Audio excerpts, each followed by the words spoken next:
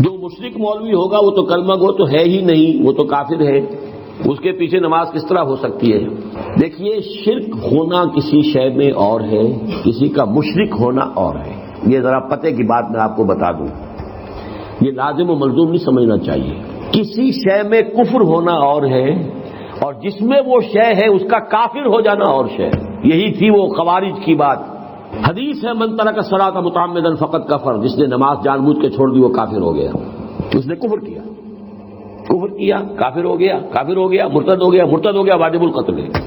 اس کی جان بھی حلال ہے مجھ پر، اس کا خون بھی حلال ہے، اس کی بیوی کو میں کنیز بنا لوں گا، گھر میں ڈال لوں گا، اس کا مال جو ہے میں لوٹ لوں گا۔ ان حدیثوں کا اطلاق کر لیجئے، کفر کی شے ہے یہ، لیکن اس کی بنا پر وہ کافر نہیں ہے۔ جیسے الف بیتے جو شخص پڑھ رہا ہے اسے بھی آپ کہتے ہیں کہ یہ علم سیکھ رہا ہے، اسے عالم نہیں کہتے۔ عالم علم ایک حد تک پہنچ گیا ہو تو وہ عالم ہے۔ اسی طریقے سے ایک شے شرک ہے، لیکن یہ کہ جو شخص اس میں ملوث ہے وہ مشرک ہو گیا، یہ زمین و آسمان کا فرق ہے۔ مشرک قرار دینا کسی کو اس کی اور شرائط ہیں۔ باقی یہ کہ آپ کا دل اگر کسی کے پیچھے نہیں کرتا نماز پڑھنے کو، نہ پڑھیے۔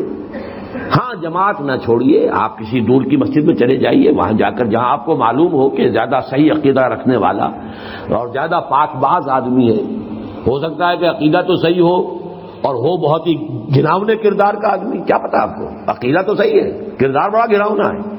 لیکن فرض کیجئے کہ اگر آپ کو یہ معلوم ہے کہ کردار بھی پاک صاف ہے اور عقیدہ بھی صحیح ہے، وہاں جائیے، آپ کو بہت ثواب ملے گا کہ آپ نے محنت کی، زیادہ سفر کیا ایک ایسے شخص کے پیچھے نماز پڑھنے کے لیے۔ لیکن میری رائے یہی ہے کہ آپ جماعت کو ترک نہ کریں، اور یہ کہ ہر مسلمان کلمہ گو کے پیچھے آپ نماز ادا کر لیں۔ باقی آپ کو میری رائے پسند نہیں ہے تو عمل نہ کیجیے اس پر۔